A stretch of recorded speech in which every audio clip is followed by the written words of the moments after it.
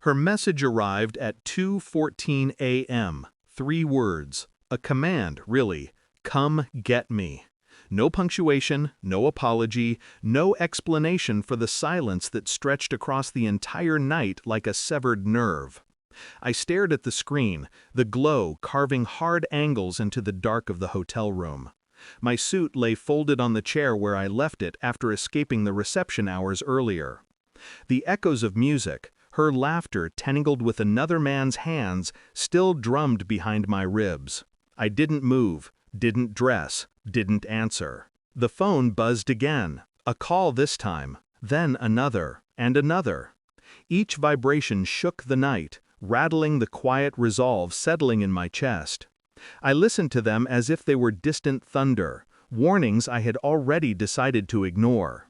Her father had seen, of all people. He couldn't even hold my eyes afterward. He just rubbed his forehead, muttered something about families being complicated, and walked away before I could respond. But she smiled at me over her shoulder while grinding against her ex like it was a private joke between lovers. And when I finally stepped close enough to reclaim my dignity, she leaned in, breath wet with champagne, and whispered, "Relax." As if humiliation were a misunderstanding, as if my pain were inconvenient noise. The phone buzzed one last time, then silence. I finally exhaled, the kind that sounds like the start of an ending. The next morning, sunlight hit like accusation. I sat on the edge of the bed, replaying the wedding, every gesture warped by hindsight. She'd been distant all week, not cold, not hostile, worse, detached. A softness in her eyes that wasn't mine anymore. A smile that stretched too quickly at messages she turned away to read. Little changes, small, poisonous things.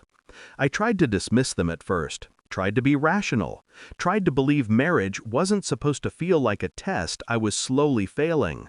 But last night was no misunderstanding. It was clarity with teeth. Her ex, Daniel, a name carved from former chapters she promised were closed. He hovered near her like a ghost resurrected by nostalgia. Their conversations leaned too close. Their laughter synced too easily. And every time I looked at her, she looked at him first. When the slow song started, she didn't hesitate, didn't search for me. She just drifted into his arms, as if some part of her had been waiting.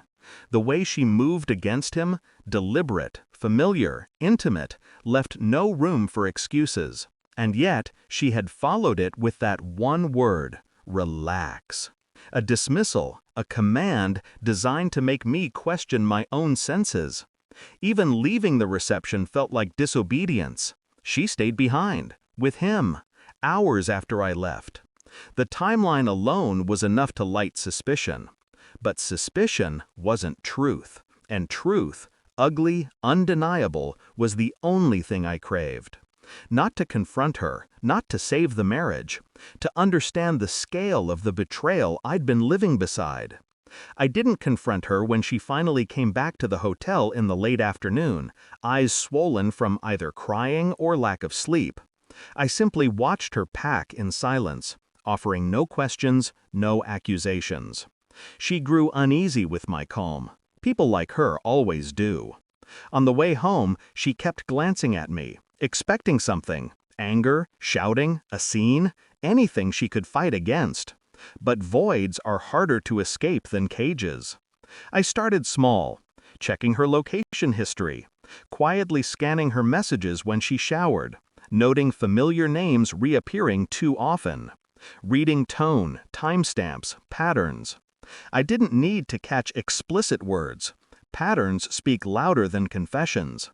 A late night, "Are you home?" from an unsaved number. Her reply, "Soon," sent while she was supposedly with me. I pulled phone records next. She had no idea. Denial is easier when you mistake silence for ignorance. Her moods shifted over the next week, sharp, jumpy, defensive. She accused me of being distant, of punishing her for nothing. She tried to pick fights I refused to join. And the calmer I stayed, the more frantic she became. She sensed the ground moving, but couldn't see where the cracks were forming. I ordered a private investigator, not for photos, just confirmation. 2 days later, lunches that weren't work meetings, drives to places she had no reason to be, a familiar figure slipping into the passenger seat. Every report tightened something inside me. Not rage, not grief, precision. She noticed my quiet more than she would have noticed violence.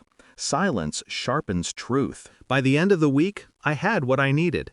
The final piece arrived in the form of a printed call log, her phone lighting up with Daniel's number the night of the wedding, hours after she told me she just needed space. She had gone home with him, then called me to pick her up, a choice so deliberate it felt like art. I placed the documents on the table between us. No words, no theatrics. She looked down, saw her own patterns staring back at her. Her breath stuttered. What is this? She already knew. But betrayal has a strange instinct, to feign confusion even when the evidence screams. I didn't answer, I simply watched. She flipped the pages with trembling fingers. Messages, call logs, locations, a map of her disloyalty. Her knees buckled, she grabbed the chair beside her as if the truth were physically heavy. "I can explain," she whispered, voice cracking like wet wood. I nodded once. A gesture that offered no permission, no comfort, just space for her to drown. Her explanations came out fractured, childish lies fighting for breath. "It wasn't like that. We were just talking. I wasn't thinking." All unimportant, all irrelevant. The truth had already been verified. I wasn't here for clarity anymore, just closure. I slid one last item across the table, a small envelope, her name written on the front in my handwriting. She froze. Inside was the hotel key card from the wedding night, unused, untouched. My silence sealed in plastic. "You called me," I said quietly, the first full sentence I'd spoken to her in days. "While you were with him, you told me to come get you." Her face crumpled. I continued, voice calm, steady, terrifyingly even. "But I realized something. You didn't need saving. You just didn't want witnesses." She choked on a sob. Please don't do this. We can fix it." I leaned back, studying her, not with anger, but with clarity so sharp it cut through every remaining bond. "I already did something," I said. "I left." Confusion flickered, then fear. "That night," I added, "and every night since." It hit her then. The emotional distance she mistook for coldness was departure. She reached for me. I stepped back. Her hand found empty air. That emptiness broke her more than any scream could. I didn't pack loudly, didn't slam doors, didn't offer forgiveness or final arguments. I simply gathered what was mine and left the rest for her to sift through like ruins. She followed me to the doorway, begging, bargaining, collapsing under the weight of consequences she never imagined would arrive. I didn't look back. Some truths don't need witnesses. They just need endings. As I stepped into the quiet outside, I finally understood the strange calm that had settled in me at the wedding. It wasn't shock. It wasn't denial. It was freedom loosening its first knot. And the final knot snapped as I closed the door behind me. I didn't take her keys. I didn't take her ring. Just the silence she once tried to control. It's mine now.